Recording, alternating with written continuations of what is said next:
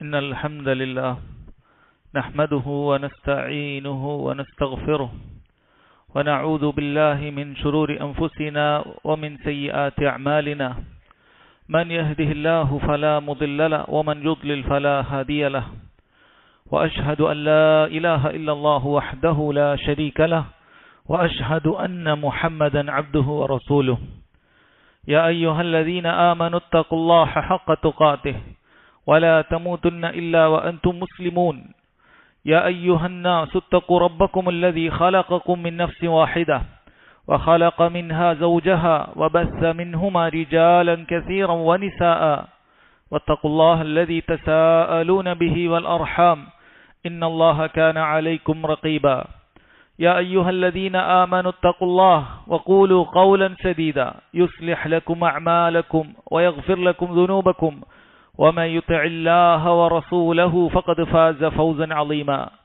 أما بعد فإن خير الكلام كلام الله وأحسن الحديث حديث محمد صلى الله عليه وسلم وشر الأمور محدثاتها وكل محدثة بدعة وكل بدعة ضلالة وكل ضلالة في النار ബഹുമാന്യരായ സഹോദരങ്ങളെ സഹോദരിമാരെ, അല്ലാഹു സുബ്ഹാനഹു വ തആലയെ സൂക്ഷിച്ചുകൊണ്ട് ജീവിതത്തിൻ്റെ എല്ലാ മേഖലകളിലും നമ്മൾ ജീവിക്കണമെന്ന്, അള്ളാഹുവിനെ ഭയപ്പെട്ടുകൊണ്ട് മുന്നോട്ട് പോകണമെന്ന് ആമുഖമായി ഓർമ്മപ്പെടുത്തുകയാണ്. മനുഷ്യനെ സംബന്ധിച്ചിടത്തോളം അവൻ്റെ ഹൃദയത്തിൽ അവൻ ഏറ്റവും ഇഷ്ടപ്പെടുന്ന ഒരു കാര്യം എന്ന് പറയുന്നത് സമ്പത്തിനോടുള്ള ആഗ്രഹം എന്നുള്ള കാര്യമാണ്. അല്ലാഹു സുബ്ഹാനഹു വ തആല മനുഷ്യന്റെ സമ്പത്തിനോടുള്ള അടങ്ങാത്ത ആഗ്രഹത്തെക്കുറിച്ച് ഖുർആനിൽ പല സ്ഥലങ്ങളിലും പറഞ്ഞിട്ടുണ്ട്. അല്ലാഹു സുബ്ഹാനഹു വ തആല പറഞ്ഞു, വതുഹിബ്ബൂനൽ മാല ഹുബ്ബൻ ജമ്മ.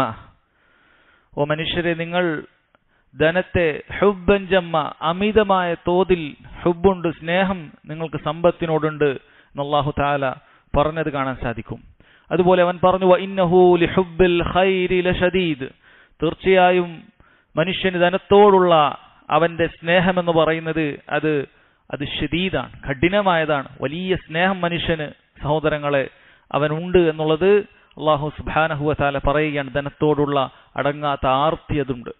ഇത് നമ്മൾ നിത്യജീവിതത്തിൽ കണ്ടുകൊണ്ടേയിരിക്കുന്ന കാര്യമാണ്. മനുഷ്യനെ സംബന്ധിച്ചിടത്തോളം ധനസമ്പാദനത്തിന് വേണ്ടിയിട്ട് രാപ്പകലില്ലാതെ അവൻ പണിയെടുക്കുന്നത് നമുക്ക് കാണാൻ സാധിക്കും. ഊണ് നഷ്ടപ്പെട്ടാലും ഉറക്കം നഷ്ടപ്പെട്ടാലും കുടുംബത്തിൽ നിന്നും മാറി നിൽക്കേണ്ടി വന്നാലും മനുഷ്യൻ ധനസമ്പാദനത്തിന് വേണ്ടി നെട്ടോട്ടം ഓടുന്നത് നമ്മളൊക്കെ കണ്ടുകൊണ്ടേയിരിക്കുന്ന അനുഭവമുള്ള കാര്യത്തിൽപ്പെട്ടതാണ്. കാരണം എന്താണ്? കാരണം ഈ ദുനിയാവ് അവന് നേടിയെടുക്കണമെങ്കിൽ, ഇവിടെയുള്ള സുഖ സൗകര്യങ്ങൾ ആസ്വദിക്കണമെങ്കിൽ സമ്പത്ത് അവന്റെ കയ്യിൽ ഉണ്ടായാലേ കാര്യങ്ങൾ നടക്കുകയുള്ളൂ.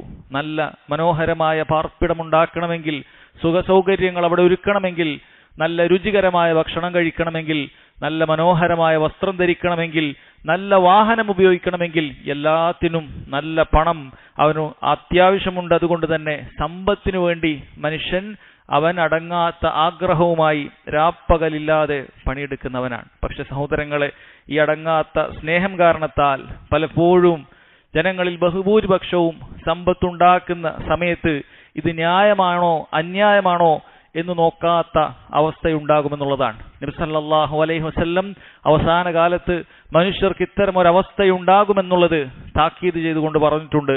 അവിടുന്ന് പറഞ്ഞു, ലയതിയന്ന അലന്നാസി സമാൻ, ജനങ്ങൾക്കൊരു കാലഘട്ടം വരാനുണ്ട്.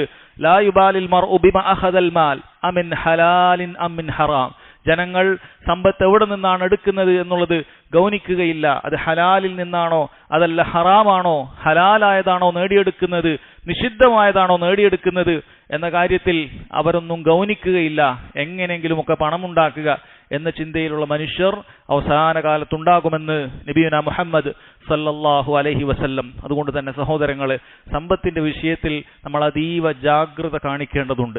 നാളെ പരലോകത്ത് വെച്ച് ചോദിക്കപ്പെടുന്ന കാര്യങ്ങളിൽ സമ്പത്തിനെ കുറിച്ച് 2 ചോദ്യമുണ്ട് എന്ന് നബി സല്ലല്ലാഹു അലൈഹി വസല്ലം ഉണർത്തിയിട്ടുണ്ട്. അവിടുന്ന് പറഞ്ഞു, ലാ തസൂലു ഖദമ അബ്ദിൻ യൗമൽ ഖിയാമ. ഖിയാമത്ത് നാളിൽ ഒരു മനുഷ്യന്റെ കാലുകൾ അത് മുന്നോട്ട് നീങ്ങുകയില്ല. ഹത്താ യുസ്അലു അൻ ഉംരിഹി ഫീമാ അഫ്നാഹ്. അവന്റെ ആയുസ്സിനെ കുറിച്ച്, എന്തിനാണ് അവൻ അത് തുലച്ചു കളഞ്ഞിട്ടുള്ളത് എന്നവൻ ചോദ്യം ചോദിക്കപ്പെടുന്നത് വരെ. വഅൻ ഇൽമിഹി ഫീമ ഫഅൽ. അവന് കിട്ടിയ അറിവിൽ നിന്നും എന്താണ് അവൻ പ്രവർത്തിച്ചത് എന്നതിനെക്കുറിച്ചും ചോദ്യമുണ്ട്. വഅൻ മാലിഹി മിൻ ഐന ഇക്തസബഹു വഫീമ അൻഫഖഹു, അവന്റെ സമ്പത്തിനെ കുറിച്ച് 2 ചോദ്യമാണ്. എങ്ങനെയാണ് അവനത് സമ്പാദിച്ചത് എന്നുള്ളത്, അതുപോലെ എവിടെയെല്ലാമാണ് അവനത് ചെലവഴിച്ചിട്ടുള്ളത് എന്നുള്ളത് കൃത്യമായ ചോദ്യമുണ്ട്.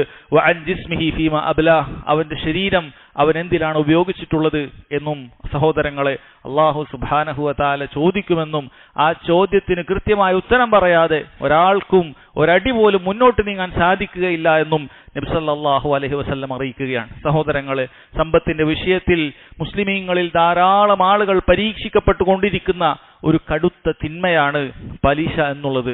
സഹോദരങ്ങളെ, നിങ്ങൾ പലിശയെക്കുറിച്ച് മനസ്സിലാക്കിയാൽ വ്യക്തികൾക്കും സമൂഹത്തിനും ഒരുപോലെ ദോഷം ചെയ്യുന്ന, ജനങ്ങളുടെ അഭിമാനത്തിനും അതുപോലെ തന്നെ അവരുടെ സമ്പത്തും ചൂഷണം ചെയ്യപ്പെടുന്ന അല്ലാഹു സുബ്ഹാനഹു വ തആല നിഷിദ്ധമാക്കിയ ഒരു കടുത്ത പാപമാണ് പലിശ എന്നുള്ളത്.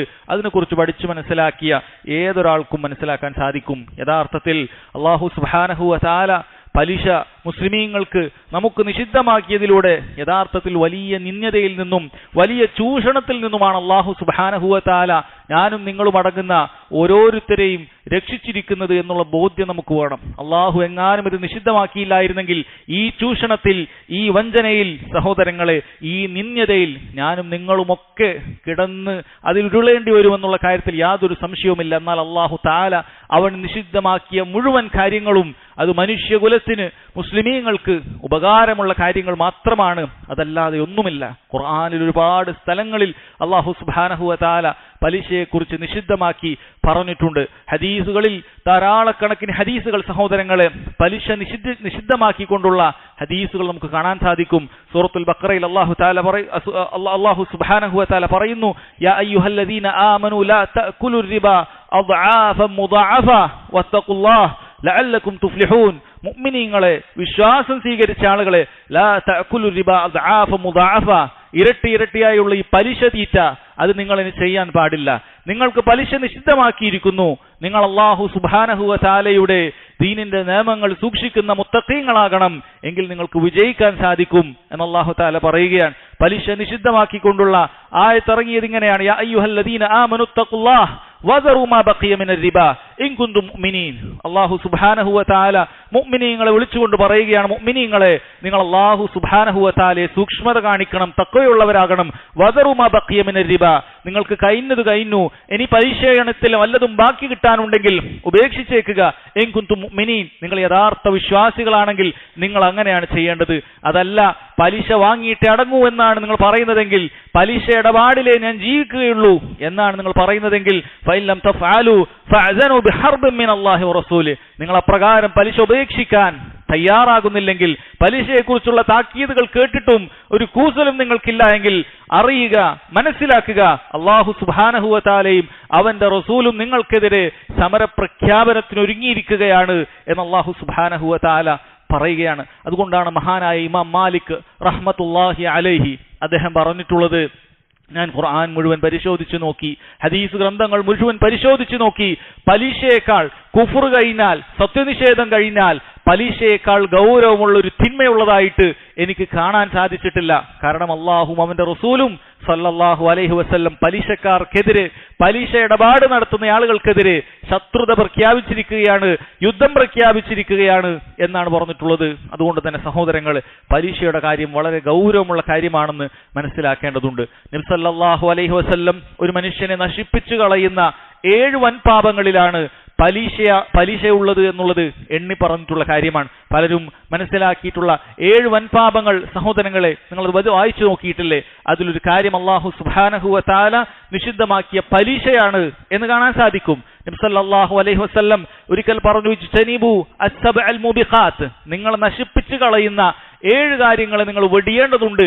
അതിന്റെ അറ്റത്തുപോലും, അതിന്റെ അടുത്തുപോലും നിങ്ങൾ ഉണ്ടാകാൻ പാടില്ല. സഹാബത്ത് ചോദിച്ചു, വമാഹുന്ന, അല്ലാഹുവിന്റെ റസൂലെ ഏതൊക്കെയാണ് ആ 7 വൻ പാപങ്ങൾ? അവിടുന്ന് പറഞ്ഞു, അശ്ശിർക്കു ബില്ലാഹ്, ഒന്നാമതായി എണ്ണിയിട്ടുള്ളത് ഏറ്റവും ഗൗരവമുള്ള കാര്യമായ ഷിർക്ക് തന്നെ.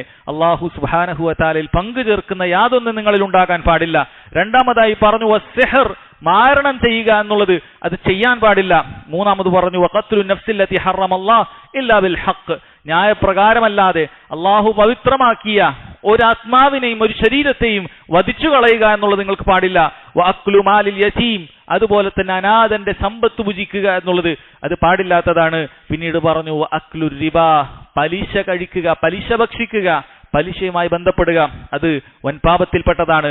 വത്തവല്ലി യൗമസ്സഹ്, യുദ്ധസമയത്ത് പിന്തിരിഞ്ഞോടുക എന്നുള്ളതും പാടില്ലാത്ത വൻപാപത്തിൽപ്പെട്ടതാണ്.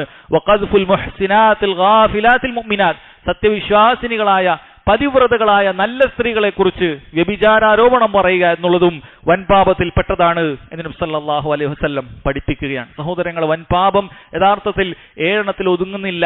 ചിലരെങ്കിലും അങ്ങനെ തെറ്റിദ്ധരിക്കാറുണ്ട്. വൻപാപം ധാരാളക്കണക്കിനുണ്ട്.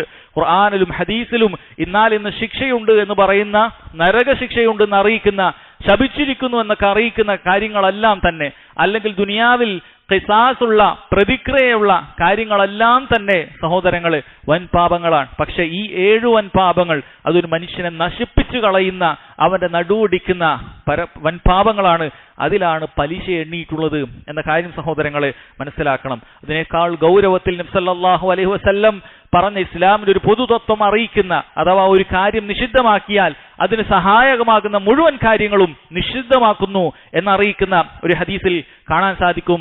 ജാബിർ ബിൻ അബ്ദുല്ലാഹ് റളിയല്ലാഹു അൻഹുമ ഉദ്ധരിക്കുകയാണ്. നബി സല്ലല്ലാഹു അലൈഹി വസല്ലമയിൽ നിന്നും അദ്ദേഹം കേട്ടു, ലഅന റസൂലുള്ളാഹി സല്ലല്ലാഹു അലൈഹി വസല്ലം, അല്ലാഹുവിന്റെ റസൂൽ സല്ലല്ലാഹു അലൈഹി വസല്ലം അവിടുത്തെ തിരുനാവ് കൊണ്ട് ശപിച്ചിരിക്കുകയാണ്. ആരൊക്കെയാണ് ശപിച്ചത്? ആ കിലുർ റിബ, പലിശ ഭക്ഷിക്കുന്നവനെ അല്ലാഹുവിന്റെ റസൂൽ ശപിച്ചിരിക്കുന്നു. വമൂകിലുഹു, പലിശ തീറ്റിക്കുന്നവനെയും അല്ലാഹുവിന്റെ റസൂൽ ശപിച്ചിരിക്കുന്നു. വകാതിവഹു, പലിശ ഇടപാട് വാങ്ങണ്ട, അത് കൊടുക്കണ്ട, പക്ഷെ അത് എഴുതി രേഖപ്പെടുത്തുന്ന, അത്തരത്തിലുള്ള കണക്കെഴുതുന്ന ആളുകളെയും പലിശ അല്ലാഹു സുബ്ഹാനഹു വതആല ശപിച്ചിരിക്കുന്നു. റസൂലുള്ളാഹി സ്വല്ലല്ലാഹു അലൈഹി വസല്ലം ശപിച്ചിരിക്കുന്നു. വശാഹിദൈഹി, ഇതിന് സാക്ഷ്യം വഹിക്കുന്ന, ഇതിന് കേവലം ഒരു സാക്ഷിയായി, ജാമ്യക്കാരനായി പലിശ ഇടപാടിന് നിൽക്കുന്നവരെയും അല്ലാഹുവിന്റെ റസൂൽ ശപിച്ചിരിക്കുന്നു. എന്നിട്ട് പറഞ്ഞത് വഖാല ഹും സവാഉൻ, ഈ പലിശ കൊടുക്കുന്നവനാകട്ടെ, വാങ്ങുന്നവനാകട്ടെ, രേഖപ്പെടുത്തുന്നവനാകട്ടെ, അതിന് സാക്ഷി നിൽക്കുന്നവനാകട്ടെ, എല്ലാവരും തുല്യരാണ്, സമന്മാരാണ് എന്ന് അല്ലാഹുവിന്റെ റസൂൽ സല്ലല്ലാഹു അലൈഹി വസല്ലം അറിയിക്കുകയാണ്. സഹോദരങ്ങളെ, പലിശ കൊടുക്കുന്നത് വൻപാപമാണ്, പലിശ വാങ്ങുന്നത് വൻപാപമാണ്, പലിശ രേഖപ്പെടുത്തുന്നത്. അതുകൊണ്ടാണ് മഹാന്മാരായ പണ്ഡിതന്മാർ പറഞ്ഞിട്ടുള്ളത്, ഇത്തരത്തിലുള്ള പലിശ ഇടപാടുകൾ രേഖപ്പെടുത്തേണ്ടി വരുന്ന ജോലികൾ നിങ്ങൾക്കുണ്ടെങ്കിൽ അത് നിങ്ങൾ വിട്ടുനിൽക്കേണ്ടതാണ്. അത് നിങ്ങൾ എത്ര വലിയ അക്കൗണ്ടൻസി പഠിച്ചിട്ടാണെങ്കിലും ശരി, നിങ്ങൾ ജോലി ചെയ്യുന്ന സ്ഥാപനങ്ങളിൽ അവിടെ വരുന്ന പലിശ നിങ്ങൾക്ക് രേഖപ്പെടുത്താനുണ്ട്, അവിടുന്ന് കൊടുക്കുന്ന പലിശ നിങ്ങൾക്ക് രേഖപ്പെടുത്താനുണ്ട് എങ്കിൽ സഹോദരങ്ങളെ, അത് പാടില്ലാത്ത കാര്യമാണ്, നിഷിദ്ധമായ കാര്യമാണ്. അത്തരം ജോലികളിൽ നിന്ന് വിട്ടുനിൽക്കേണ്ടതാണ്. യഥാർത്ഥത്തിൽ പലരും ഇത് ഗൗനിക്കാറില്ല. ഞാൻ പലിശ കൊടുക്കുന്നില്ലല്ലോ, ഞാൻ പലിശ വാങ്ങുന്നില്ലല്ലോ എന്ന് മാത്രമാണ് പലരും ചിന്തിക്കാറുള്ളത്. എന്നാൽ പലിശ രേഖപ്പെടുത്തുന്നത് പോലും വൻപാപമായിട്ട് റസൂലുള്ളാഹി സ്വല്ലല്ലാഹു അലൈഹി വസല്ലം ശപിച്ച കാര്യമായിട്ടാണ് ഹദീസുകളിൽ വന്നിട്ടുള്ളത്. സഹോദരങ്ങളെ, ചുരുക്കത്തിൽ പലിശയെ സംബന്ധിച്ചിടത്തോളം ദുനിയാവിലും ആഖിറത്തിലും അല്ലാഹു സുബ്ഹാനഹു വതആലയുടെ ശിക്ഷ ലഭിക്കുന്ന കാര്യമാണ്. ദുനിയാവിലെ ശിക്ഷയിൽപ്പെട്ടതാണ് ഈ ഹദീസിൽ കേട്ടതുപോലെ അല്ലാഹു സുബ്ഹാനഹു വതആലയുടെ ശാപമുണ്ടാക്കുക. ശാപമുണ്ട്, അല്ലാഹു ശപിച്ചിരിക്കുന്നു എന്ന് പറഞ്ഞാൽ ഒരുവന്റെ ദുനിയാവ് നഷ്ടപ്പെട്ടതുപോലെയാണ്. കാരണം റബ്ബിന്റെ റഹ്മത്ത്, കാരുണ്യം അവനുണ്ടാകുകയില്ല, കാരുണ്യത്തിൽ നിന്നും അവൻ അകന്നു പോകുന്നതാണ്. അതുകൊണ്ടാണ് പലപ്പോഴും പലിശ ഇടപാടുമായി കഴിയുന്ന പലരെയും ദുരിതങ്ങളിൽ നിന്നും അവർ ദുരിതത്തിലേക്ക്, ഞെരുക്കങ്ങളിൽ നിന്നും ഞെരുക്കത്തിലേക്ക് പോകുന്നത്. പലപ്പോഴും നമുക്ക് നേർക്കാഴ്ചകളായി നമ്മുടെ മുന്നിലുള്ളത് ഇത് തന്നെയാണ്. അള്ളാഹുവിന്റെ റഹ്മത്ത്, അള്ളാഹുവിന്റെ കാരുണ്യം അതില്ലാതായി പോകും. അതുപോലെ തന്നെ അള്ളാഹു സുബ്ഹാനഹു വതആലയോട് ഇരു കൈകൾ ഉയർത്തി റബ്ബിനോട് നിബന്ധനകളൊത്ത പ്രാർത്ഥനകൾ അവൻ നടത്തിയാലും, അള്ളാഹു സുബ്ഹാനഹു വതആലയെ വിളിച്ചു പ്രാർത്ഥിച്ചാലും പലപ്പോഴും ഉത്തരം ലഭിക്കാത്തതിന്റെ ഒരു കാരണം അവന്റെ സമ്പത്തിൽ ഹറാമ് കലർന്നു എന്നുള്ളതാണ്. അതിൽ ഏറ്റവും പ്രധാനപ്പെട്ട, ഏറ്റവും ഗൗരവമുള്ള ഒരു കാര്യം തന്നെയാണ് പലിശ എന്നുള്ളത്. സഹോദരങ്ങളെ, മനസ്സിലാക്കുക. അതുപോലെ പലിശ ഹറാമാണെന്നറിഞ്ഞിട്ടും, പലിശ ഹറാമാണെന്ന് വ്യക്തമായി മനസ്സിലാക്കിയിട്ടും ഒരുവൻ അതിൽ തുടരുന്നുണ്ട് എങ്കിൽ, അതിൽ നിന്നും പിന്മാറാൻ തയ്യാറല്ലെങ്കിൽ യഥാർത്ഥത്തിൽ അവൻ ഏറ്റവും വലിയ തെമ്മാടിയാണെന്നാണ് ദീനുൽ ഇസ്ലാം അവനെ പഠിപ്പിക്കുന്നത്. പലരും അത് മനസ്സിലാക്കാറില്ല. ഒരു മദ്യപാനിയെ നമ്മൾ അടുപ്പിക്കാറില്ല, മസ്ജിദിന്റെ ഭാരവാഹിത്വം കൊടുക്കാറില്ല. അതല്ലെങ്കിൽ അങ്ങനെയുള്ള വ്യഭിചാരിയെ നമ്മൾ അങ്ങനെ ഉത്തരവാദിത്വത്തിന് ഏർപ്പെടുത്താറില്ല. പലപ്പോഴും പക്ഷേ നമ്മുടെ ഖേദകരമായ അവസ്ഥയാണ് മസ്ജിദുകളുടെ പരിപാവനമായ ഭാരവാഹിത്വത്തിൽ പോലുമുള്ള ആളുകൾ പലപ്പോഴും ഇത്തരത്തിൽ പലിശ ഇടപാട് നടത്തുന്ന ആളുകളുണ്ട്. വലിയ വലിയ മുസ്ലിം സംഘടനകളുടെ നേതൃത്വത്തിൽ പോലും പലിശ ഇടപാടുള്ള ആളുകൾക്ക് യാതൊരു കുഴപ്പവുമുള്ളതായി ആളുകൾ കാണുന്നില്ല എന്നുള്ളതാണ്. യഥാർത്ഥത്തിൽ നബി സല്ലല്ലാഹു അലൈഹി വസല്ലം അറിഞ്ഞുകൊണ്ട് മനസ്സിലാക്കിയതിനു ശേഷവും പലിശ ഇടപാട് നടത്തുന്നവനെ കുറിച്ച് എന്താണ് പറഞ്ഞിട്ടുള്ളത്? അവിടുന്ന് പറഞ്ഞു, ദിർഹമു റിബ യഅകുലുഹു അർറജുൽ, ഒരു മനുഷ്യൻ അറിഞ്ഞുകൊണ്ട് ഒരു ദിർഹം അവൻ പലിശ തിന്നുന്നുണ്ട് എങ്കിൽ വഹുവ യഅലമുഹു, അവനത് മനസ്സിലാക്കിയിട്ടുള്ളവനാണ് എങ്കിൽ അശദ്ദു മിൻ 36 സന്യ, 36 വ്യഭിചാരത്തെക്കാൾ അത് കടുത്ത കാര്യമാണ് എന്ന് നബി സല്ലല്ലാഹു അലൈഹി വസല്ലം പറയുന്നു. അവിടുന്ന് മറ്റൊരിക്കൽ പറഞ്ഞു, അർരിബ 70 ബാബ, റിബക്ക് പലിശക്ക് 70 പരം വാതിലുകളുണ്ട്, വ്യത്യസ്ത രൂപങ്ങൾ അതിനുണ്ട്. അതിനാഹ, ആ പലിശയുടെ ഏറ്റവും നിസ്സാര എന്ന് നമ്മൾ കരുതുന്ന ഏറ്റവും താഴെയുള്ള ഒരു കാര്യം തന്നെ കല്ലദി യഖഉ അലാ ഉമ്മിഹി, തന്റെ ഉമ്മയോടത്ത് ശയിക്കുന്ന വിഭജിക്കുന്ന മൻ പാപമാണ് എന്ന് നബി സല്ലല്ലാഹു അലൈഹി വസല്ലം പറയുകയാണ്. അതുകൊണ്ട് തന്നെ സഹോദരങ്ങള്, വളരെ ഗൗരവമുള്ള കാര്യമാണ് പലിശ എന്നുള്ളത് നമ്മൾ മനസ്സിലാക്കണം. പലപ്പോഴും നമ്മുടെ സമൂഹം ഇത്തരത്തിൽ സമൂഹം മുഴുവൻ പലിശയിൽ മുങ്ങിക്കുളിക്കുന്ന സമയത്ത് ചിലപ്പോൾ ഇത്തരം ഗൗരവമുള്ള കാര്യം നമ്മുടെ മനസ്സിനെ മറപ്പിച്ചു കളയും, അശ്രദ്ധയിലാക്കി കളയും. ഒരുപാട് തിന്മകൾ ഒരു നാട്ടിൽ സംഭവിക്കുന്ന സമയത്ത് നമുക്ക് ആ തിന്മകൾ നിസ്സാരമായി തോന്നുക എന്നുള്ളത് അത് സ്വാഭാവികമായ കാര്യമാണ്. അത്തരം സ്വാഭാവികതയിൽ നമ്മൾ അശ്രദ്ധരായി പോകാൻ പാടില്ല. മറിച്ച് അള്ളാഹുവിന്റെ ആയത്തുകൾ പരിശോധിക്കണം, ഹദീസുകൾ പരിശോധിക്കണം. എന്നിട്ട് പലിശയുടെ ഗൗരവം മനസ്സിലാക്കിയിട്ട് അതിൽ നിന്നും എത്രയും പെട്ടെന്ന് നമ്മൾ രക്ഷപ്പെടാൻ നമ്മൾ ശ്രമിക്കേണ്ടതുണ്ട്.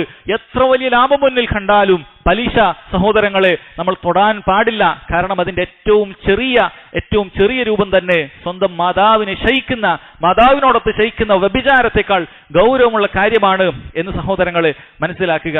പലിശ അല്ലാഹു സുബ്ഹാനഹു വ തആല പറഞ്ഞത് പലിശ ഇടപാട് നടത്തുന്ന ആളുകളുടെ ബറക്കത്തില്ലാതായി പോകുമെന്നാണ്. അല്ലാഹു പറഞ്ഞല്ലോ, യംഹഖുല്ലാഹു റിബ, പലിശയെ അല്ലാഹു സുബ്ഹാനഹു വ തആല ക്ഷയിപ്പിക്കുന്നതാണ്, ബറക്കത്തുണ്ടാവുകയില്ല. വ യുർബി സദഖാത്ത്, എന്നാൽ സദഖകൾ കൊടുത്താൽ, ആളുകൾക്ക് ദാനധർമ്മങ്ങൾ നിങ്ങൾ നടത്തിയാൽ അള്ളാഹു അവന്റെ സമ്പത്ത് പോഷിപ്പിക്കും. നിങ്ങൾ ഇത് ശരിക്കൊന്ന് ചിന്തിച്ചു നോക്കിയാൽ പലിശ ഇടപാട് നടത്തുന്ന, വട്ടിപ്പലിശ നടത്തുന്ന ആൾക്ക് യഥാർത്ഥത്തിൽ പണം വർദ്ധിക്കുകയാണ് വേണ്ടത്. സദഖകൾ കൊടുക്കുന്ന ആളുകൾക്ക് യഥാർത്ഥത്തിൽ അവന്റെ സമ്പത്തിൽ നിന്നും കുറഞ്ഞു പോകുകയാണ്. പക്ഷേ ബറക്കത്തിലാണ് കാര്യം. അള്ളാഹു സുബ്ഹാനഹു വ തആല ഇവനീ കിട്ടുന്ന ഹറാമായ ധനസമ്പാദനത്തിൽ ബറക്കത്ത് നൽകുകയില്ല, ക്ഷയിപ്പിച്ചു പോകും, അത് ഇല്ലാതായി തീരും. എന്നാൽ അള്ളാഹുവിന്റെ മാർഗത്തിൽ ചെലവഴിക്കുന്നവർക്ക് റബ്ബ് സുബ്ഹാനഹു വ തആല ഉള്ളതിൽ ബറക്കത്ത് നൽകും. അതുപോലെ ധാരാളമായി വീണ്ടും നൽകുന്നതാണ്. നബി സല്ലല്ലാഹു അലൈഹി വസല്ലം ഇതിനെക്കുറിച്ച് പറഞ്ഞിട്ടുണ്ട്, മഅഹദുൻ അക്സറ മിന റിബ, ആരെങ്കിലും പലിശ കൊണ്ട് ധാരാളമായി സമ്പാദിച്ചിട്ടുണ്ടെങ്കിൽ ഇല്ലാ കാന ആഖിബത്തു അംരിഹി ഇലാ ഖില്ല, അവന്റെ പര്യവസാനം ഒന്നുമില്ലാത്ത അവസ്ഥയിലേക്ക് എത്തുക എന്നുള്ളത് തന്നെയാണ് എന്ന് നബി സല്ലല്ലാഹു അലൈഹി വസല്ലം അറിയിക്കുകയാണ്. സഹോദരങ്ങളെ, ഇനി ആഖിറത്തിലെ ശിക്ഷയെക്കുറിച്ച് പറയുകയാണെങ്കിൽ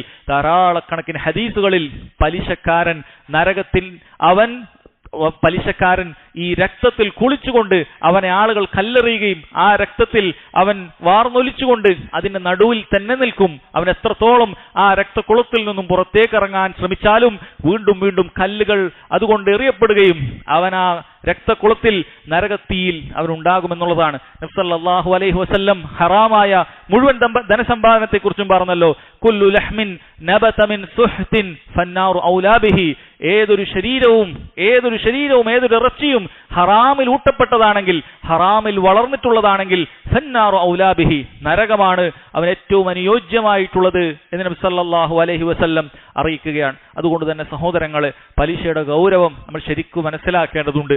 ആളുകൾ നിസ്സാരമായി കാണുന്നതുകൊണ്ട്, സമൂഹം നിസ്സാരമായി കാണുന്നതുകൊണ്ട് അത് വലിയൊരു തെറ്റല്ല. അങ്ങനെ പ്രത്യേക ഒരു ശിക്ഷയൊന്നും എനിക്കിപ്പോൾ കിട്ടുന്നില്ലല്ലോ, വലിയൊരു ഉപദ്രവമൊന്നും അതുകൊണ്ട് ഉണ്ടാകുന്നില്ലല്ലോ, സമ്പത്തിൽ വലിയ കുഴപ്പമൊന്നും ഇല്ലല്ലോ എന്ന താൽക്കാലികമായ ഈ ജീവിതത്തിൽ നമ്മൾ മറന്നുപോയിക്കൊണ്ട് അശ്രദ്ധയിലായി പോകാൻ പാടില്ല. അല്ലാഹു സുബ്ഹാനഹു വ തആല കാര്യങ്ങളുടെ ഗൗരവം ശരിക്കും ഉൾക്കൊള്ളാൻ എനിക്കും നിങ്ങൾ ഓരോരുത്തർക്കും തൗഫീഖ് ചെയ്യുമാറാകട്ടെ. വഖൂലു ഖൗലി ഹാദാ വസ്തഗ്ഫിറുല്ലാഹ ലീ വലക്കും വലിജമീഇൽ മുസ്ലിമീന മിൻ കുല്ലി ദംബിൻ ഫസ്തഗ്ഫിറൂ ഇന്നഹു ഹുവൽ ഗഫൂറുർ റഹീം.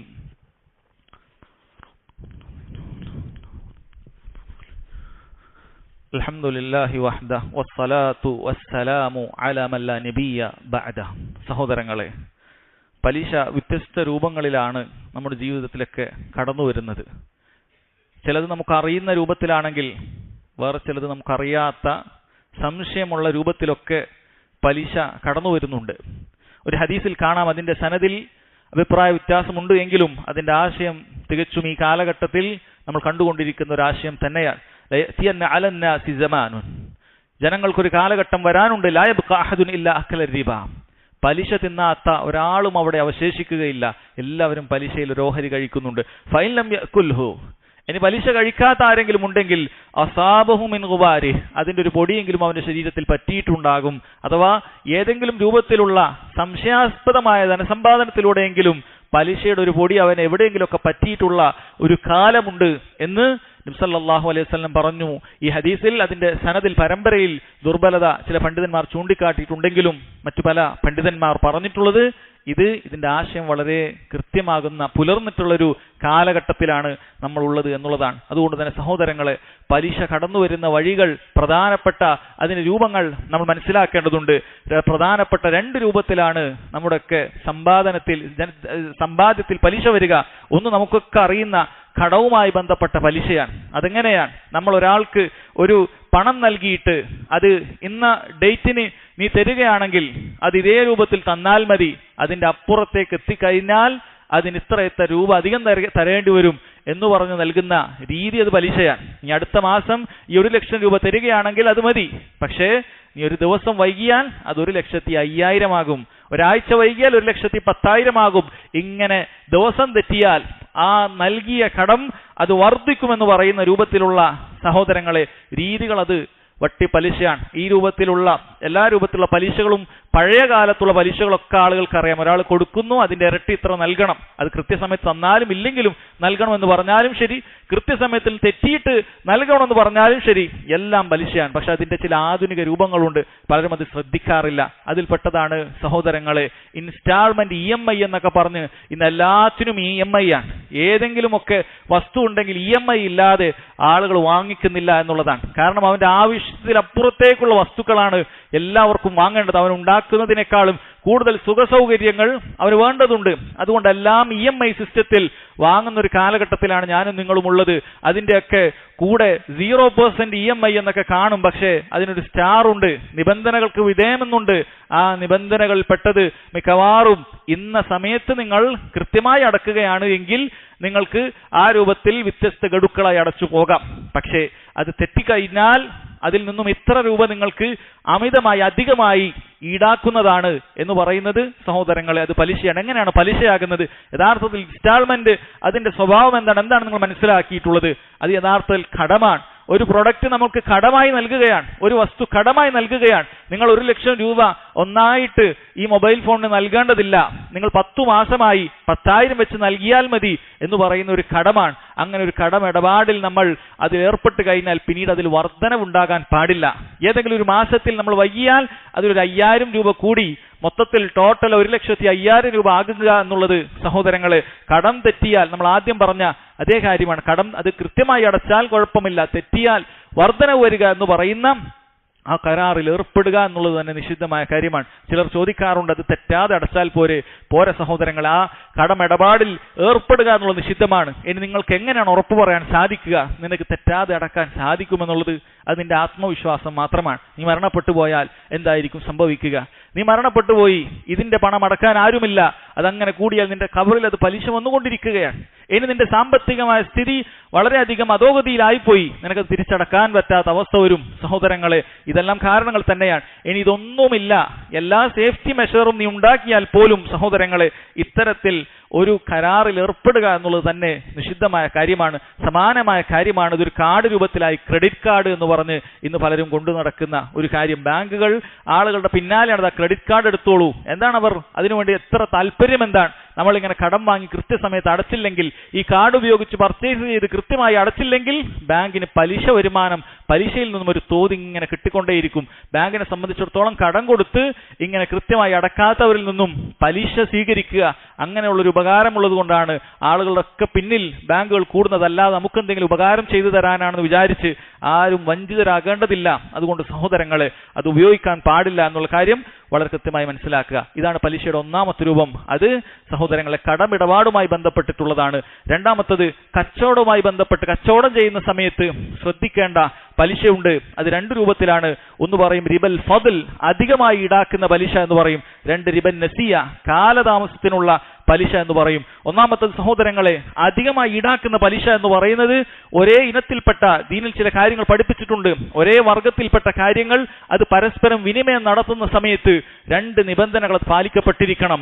അത് ഒരേ ഇനത്തിൽപ്പെട്ടതാണ് എങ്കിൽ അത് പരസ്പരം കൈമാറുമ്പോൾ അത് തുല്യമായിരിക്കണം. അതുപോലെ തന്നെ സഹോദരങ്ങളെ, അപ്പോൾ കൈമാറുകയും വേണം. ഒരു ഉദാഹരണം പറയാം. പലപ്പോഴും ആളുകൾ ചെന്നെത്തുന്ന ഒരു തെറ്റ് പറഞ്ഞു തരാം. അത് നമ്മൾ സ്വർണം അത് പരസ്പരം കൈമാറുന്ന സമയത്ത് പലപ്പോഴും ആളുകൾ ജ്വല്ലറികളിലെ സമീപിക്കാറുണ്ട്. പഴയ സ്വർണം കൊടുത്തിട്ട് പുതിയ സ്വർണം വാങ്ങിക്കുക എന്നുള്ള രീതി. സഹോദരങ്ങളെ, പഴയ സ്വർണം കൊടുത്ത് അത് 10 പവൻ നിങ്ങൾ കൊടുക്കുന്ന സമയത്തും പുതിയ സ്വർണം അത് 10 പവൻ തന്നെ നിങ്ങൾ കൈപ്പറ്റേണ്ടതുണ്ട്. അതിന്റെ ക്വാളിറ്റി മാറിയത് കൊണ്ട്, അത് പഴയതാണ് പുതിയതാണ് എന്നുള്ളത് കൊണ്ട് അതിന്റെ ഗ്രാമിൽ വ്യത്യാസം ഉണ്ടാകാൻ പാടില്ല. അപ്പോൾ ഒരു ജ്വല്ലറിക്കാരും അങ്ങനെ തരികയില്ല. അപ്പോൾ നമ്മൾ എന്താണ് ചെയ്യേണ്ടത് സഹോദരങ്ങളെ? പണ്ഡിതന്മാർ വിശദീകരിക്കുന്നു, പഴയ സ്വർണം നിങ്ങൾ അത് വിറ്റുകൊണ്ട് അതിന്റെ പണം നിങ്ങൾ കൈപ്പറ്റണം. എന്നിട്ട് ആ പണം കൊണ്ട് കിട്ടുന്ന സ്വർണം നിങ്ങൾ പുതിയ സ്വർണം വാങ്ങണം. അതല്ലാതെ എണ്ണത്തിൽ തുല്യതയിൽ കുറവ് വരുത്തിക്കൊണ്ട് പഴയത് കൊടുത്ത് പുതിയത് വാങ്ങാൻ പാടില്ല. നബി സല്ലല്ലാഹു അലൈഹി വസല്ലമയുടെ കാലഘട്ടത്തിൽ വളരെ ക്വാളിറ്റി കുറഞ്ഞ, ഗുണനിലവാരം കുറഞ്ഞ ഈത്തപ്പഴം കുറവ് കൊടുത്തുകൊണ്ട് 1 സാഅ് കൊടുത്തുകൊണ്ട് 2 സാഅ് കൊടുത്തുകൊണ്ട് ഒരു സാഅ് നിലവാരമുള്ള ഈത്തപ്പഴം വാങ്ങിയപ്പോൾ നബി സല്ലല്ലാഹു അലൈഹി വസല്ലം അത് പലിശയാണ് എന്ന് സഹാബത്തിനെ പഠിപ്പിച്ചിട്ടുണ്ട്. അതുകൊണ്ട് ഒരേ ഇനത്തിൽപ്പെട്ട, അത് സ്വർണമാകട്ടെ വെള്ളിയാകട്ടെ അതുപോലെയുള്ള മറ്റു വസ്തുക്കളാകട്ടെ, ഒരേ ഇനത്തിൽപ്പെട്ട കാര്യങ്ങൾ പരസ്പരം കൈമാറ്റം ചെയ്യുന്നുണ്ട് എങ്കിൽ അത് തുല്യമായിരിക്കണം. അതേ സ്ഥലത്ത് തന്നെ അപ്പോൾ തന്നെ കൈമാറണം. അതും ശ്രദ്ധിക്കേണ്ടതാണ്. പഴയ സ്വർണം 10 പവൻ ഇന്ന് നൽകാം, നാളെ പുതിയ സ്വർണം 10 പവൻ എന്ന് പറഞ്ഞ് തുല്യമാക്കിയാലും നാളെ എന്ന് പറയുന്ന ആ സമയം മാറിക്കഴിഞ്ഞാൽ സഹോദരങ്ങൾ അപ്പോൾ കൈമാറാതിരുന്നാൽ അവിടെയും അതിൽ പലിശ വരുമെന്നുള്ള കാര്യം സഹോദരങ്ങളെ മനസ്സിലാക്കേണ്ട കാര്യമാണ്. അതുപോലെ കാലതാമസത്തിന്റെ പലിശയുണ്ട്. അഥവാ സ്വർണം അത് സഹോദരങ്ങളെ നമ്മൾ പണം കൊടുത്ത് വാങ്ങുന്ന സമയത്ത് അതേ മജ്ലിസിൽ തന്നെ, അതേ സ്ഥലത്ത് തന്നെ നമ്മൾ വാങ്ങിക്കേണ്ടതുണ്ട്. പലരും ആളുകൾക്ക് സംഭവിക്കുന്ന ഒരു കാര്യത്തിൽപ്പെട്ടതാണ്. മാസാമാസം കൃത്യമായി ഒരു സ്വർണത്തിന്റെ പണം അടക്കുകയും അങ്ങനെ കല്യാണ സമയമൊക്കെ ആകുന്ന സമയത്ത് നമ്മൾ അടച്ച പണം കണക്കാക്കിക്കൊണ്ട് അതാത് സമയത്തുള്ള സ്വർണത്തിന്റെ വില അനുസരിച്ചാണെങ്കിലും ശരി അല്ലെങ്കിലും ശരി അങ്ങനെ സ്വർണം നമുക്ക് പിന്നീട് കൈപ്പറ്റുക എന്നുള്ള രീതി സഹോദരങ്ങളെ അത് റിബൻ നസിയയാണ്, കാലതാമസത്തിന്റെ പലിശയാണ്. അത് നിഷിദ്ധമായ ഇനങ്ങളിൽ പെടുന്നതാണ്. അതുകൊണ്ട് എന്ത് ചെയ്യണം? പണം നമ്മുടെ കയ്യിൽ തന്നെ സൂക്ഷിക്കണം. അതല്ലെങ്കിൽ നമ്മൾ മറ്റു രീതിയിൽ അത് സൂക്ഷിക്കണം. എപ്പോഴാണോ സ്വർണം വാങ്ങിക്കുന്നത് അപ്പോൾ മാത്രം പണം കൊടുക്കുകയും അപ്പോൾ സ്വർണം വാങ്ങിക്കുകയും ചെയ്യുക എന്നുള്ള രീതി സഹോദരങ്ങളെ നമ്മൾ മനസ്സിലാക്കേണ്ട കാര്യമാണ്. അതുപോലെ തന്നെ സഹോദരങ്ങളെ വ്യത്യസ്ത ഇനങ്ങളിലുള്ള ദിർഹമും അതുപോലെ റിയാലുകളും അതുപോലെ റുപ്പീസും തമ്മിൽ ട്രാൻസാക്ഷൻ നടത്തുന്ന ആളുകൾ അതേ മജ്ലിസിൽ തന്നെ അതേ സമയത്ത് തന്നെ അത് കൈമാറ്റം ചെയ്യേണ്ടതുണ്ട്.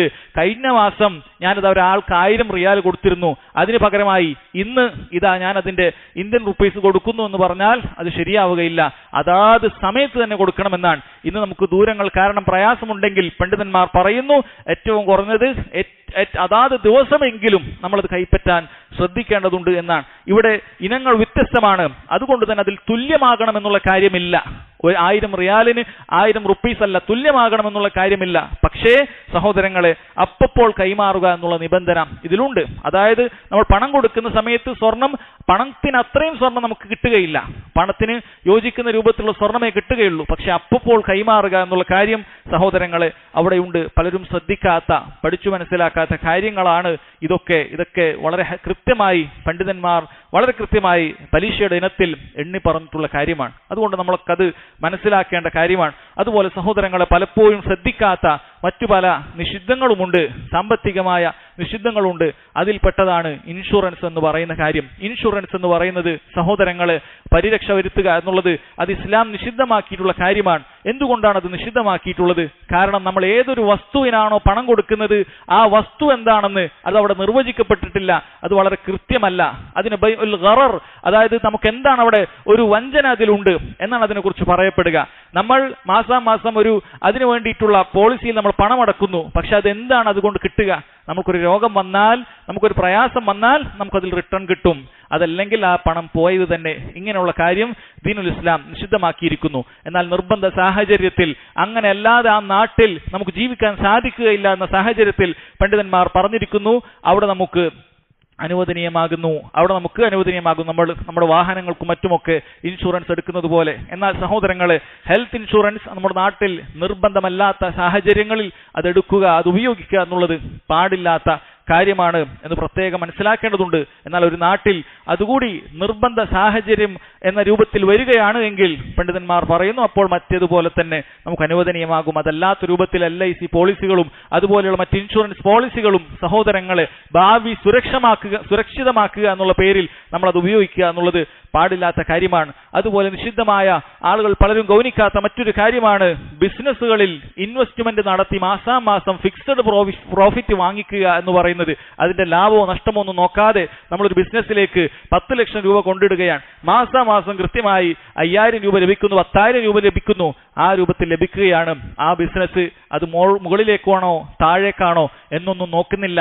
അഥവാ യഥാർത്ഥത്തിൽ അവിടെ ഒരു പ്രോഫിറ്റ് ജനറേറ്റ് ചെയ്തിട്ടുണ്ടോ എന്ന് നോക്കിയിട്ടല്ല അവിടെ നമുക്ക് കൃത്യമായ നമുക്കതിന്റെ ലാഭവിഹിതം ലഭിക്കുന്നത്. മറിച്ച് ഈ കമ്പനികൾ ഒരു കടം വാങ്ങിയതുപോലെയാണ്. ഈ കമ്പനികൾ അവിടെ കച്ചവടത്തിന് വേണ്ടി ഒരു കടം വാങ്ങിയിട്ട് അതിന് ബാങ്കിൽ നിന്നും അവർക്ക് പലിശ അടക്കുമ്പോൾ അതിനേക്കാൾ കൂടുതൽ കൊടുക്കേണ്ടി വരും. അതുകൊണ്ട് ഇൻവെസ്റ്റ്മെന്റ് എന്ന പേരിൽ ആളുകളെടുത്തു നിന്ന് വാങ്ങിയിട്ട് ഒരു കൃത്യമായ പണം അത് പ്രോഫിറ്റ് എന്നുള്ള പേരിൽ നൽകുകയാണ്. യഥാർത്ഥത്തിൽ പ്രോഫിറ്റ് ഷെയറിംഗ് ആണ് നടക്കുന്നത് എങ്കിൽ അത് ലാഭനഷ്ടം നോക്കിയതിന് ശേഷമേ നടത്താൻ സാധിക്കുകയുള്ളൂ. അത് ചിലപ്പോൾ നഷ്ടത്തിലേക്ക് പോയേക്കാം. ആ നഷ്ടത്തിലേക്ക് പോകുന്നത് യഥാർത്ഥത്തിൽ ഈ ഇൻവെസ്റ്റ്മെന്റ് ചെയ്യുന്ന ആളുകൾ സഹിക്കേണ്ട കാര്യമാണ്. പലരും അത് സഹിക്കേണ്ടി വരുമെന്ന് പറഞ്ഞാൽ ആളുകൾ ഇൻവെസ്റ്റ്മെന്റിന് തയ്യാറാവുകയില്ല. അതുകൊണ്ട് കമ്പനികൾ പറയും, നിങ്ങൾക്ക് എങ്ങനെയായാലും ഞങ്ങൾ ഇത്ര രൂപ തന്നിരിക്കും എന്ന് പറയുകയാണ്. യഥാർത്ഥത്തിൽ അതൊരു കടം വാങ്ങലാണ്. ബിസിനസ് വളർത്താനുള്ള കടം വാങ്ങലാണ്. ബാങ്കിൽ കൊടുക്കുന്നതിനേക്കാൾ, പലിശ കൊടുക്കുന്നതിനേക്കാൾ എളുപ്പമാണ് ഇവർക്ക് പ്രോഫിറ്റ് എന്ന് പറഞ്ഞ് ഇത്ര രൂപ കൊടുക്കുന്നത്. അതിനു വേണ്ടിയിട്ടാണ് സഹോദരങ്ങളെ കമ്പനികൾ ആ രൂപത്തിൽ ചെയ്യുന്നത്. അത് മനസ്സിലാക്കുക. അങ്ങനെ ഫിക്സഡ് പ്രോഫിറ്റ് ഇങ്ങനെ ഇൻവെസ്റ്റ്മെന്റ് നടത്തി ബിസിനസ്സിൽ നിന്ന് വാങ്ങിക്കുക എന്ന് പറയുന്നത് യഥാർത്ഥ ശരിയായ രൂപമല്ല എന്ന് വളരെ കൃത്യമായി മനസ്സിലാക്കുക. അതുപോലെ മറ്റൊരു കാര്യമാണ് സ്വർണ്ണ പണയം വെക്കുക എന്നുള്ളത്. സ്വർണം വീട്ടിൽ വെക്കാതെ ഇത്തരക്കാരുടെ സ്ഥാപനങ്ങളിൽ കൊണ്ടുവച്ചിട്ട് അതിന് പണയം വെച്ചിട്ട് പണം വാങ്ങിക്കുക എന്ന് പറയുന്നത് നിഷിദ്ധമായ കാര്യമാണ്, മനസ്സിലാക്കുക. അതുപോലെ സഹോദരങ്ങളെ, ലീസിന് കൊടുത്തിട്ട് വീടോ കാറോ ഒക്കെ കൊടുത്തിട്ട് സഹോദരങ്ങളെ ഉദാഹരണത്തിന് പറയുകയാണെങ്കിൽ ഒരാൾ 10 ലക്ഷം രൂപ വാങ്ങിയിട്ട് ഒരു വീട് കൊടുക്കുകയാണ്. 10 ലക്ഷം രൂപ വാങ്ങിയിട്ട് ഒരു വീട് കൊടുക്കുകയാണ്. നിനക്ക് 1 വർഷം ഉപയോഗിക്കാവുന്നതാണ്. 1 വർഷം ഉപയോഗിച്ച് കഴിഞ്ഞിട്ട് തിരിച്ചു തരുന്ന സമയത്ത് 10 ലക്ഷം രൂപ ഞാൻ തിരിച്ചു കൊടുക്കും. ആ വീടിന് ഒരു വാടകയും കൊടുക്കേണ്ടതില്ല.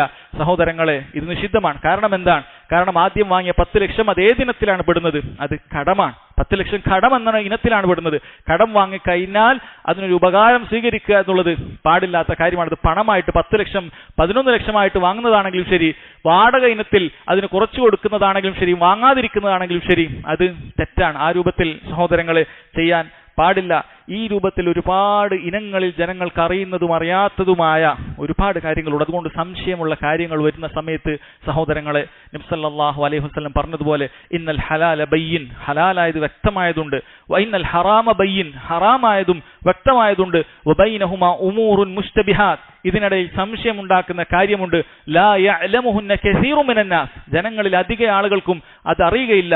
ഫമനിത്തഖ ശുബ്ഹാത്ത്, ആരെങ്കിലും അത്തരം സംശയമുള്ളതിൽ നിന്ന് വിട്ടുനിന്നാൽ ഫഖദ് ഇസ്തബ്റഅ ലിദീനിഹി വഇർളിഹി, അവൻ അവന്റെ അഭിമാനവും അവന്റെ ദീനും സംരക്ഷിച്ചിരിക്കുന്നു. വമൻ വഖഅ ഫി ശുബ്ഹാത്ത്, ആരെങ്കിലും അത്തരം സംശയമുള്ള കാര്യം ചോദിച്ചു മനസ്സിലാക്കാതെ അതിലേക്ക് എടുത്തു ചാടിയാൽ വഖഅ ഫിൽ ഹറാം, അവൻ നിഷിദ്ധത്തിലേക്ക് വീണവനെ പോലെയാണ്, അല്ലെങ്കിൽ വൈകാതെ അവൻ നിഷിദ്ധത്തിലേക്ക് എത്തുന്നതാണ്, ഹറാമിലേക്ക് എത്തുന്നതാണ്. അതുകൊണ്ട് തന്നെ സഹോദരങ്ങൾ, പല രൂപത്തിലുള്ള സംവിധാനങ്ങൾ, ഇങ്ങനെ ചെയ്താൽ ഇത്ര പണം കിട്ടും, ഇന്ന സ്റ്റോക്ക്, ഇന്ന ട്രേഡിങ്, ഇന്ന രൂപത്തിൽ ഒക്കെ ചെയ്താൽ, ഈ രൂപത്തിലൊക്കെ പണം ചെയ്താൽ ഇങ്ങനെ സമ്പാദിക്കാം എന്ന് പറഞ്ഞ് പരസ്യങ്ങൾ കാണുന്ന സമയത്ത് മുസ്ലിമീങ്ങൾ അതിലേക്ക് എടുത്തു ചാടാൻ പാടില്ല.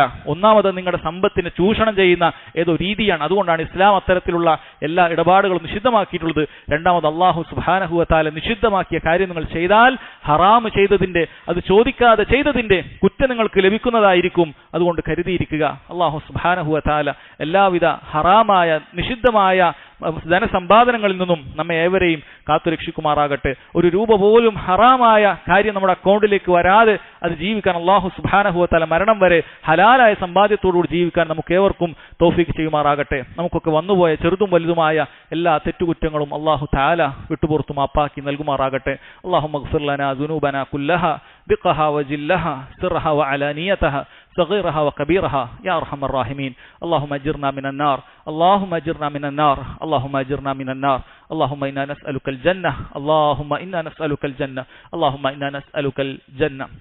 ربنا تقبل منا إنك أنت السميع العليم وتب علينا إنك أنت التواب الرحيم. ربنا آتنا في الدنيا حسنة وفي الآخرة حسنة وقنا عذاب النار. والله تعالى أعلم، وصلى الله على نبينا محمد وعلى آله وصحبه وسلم.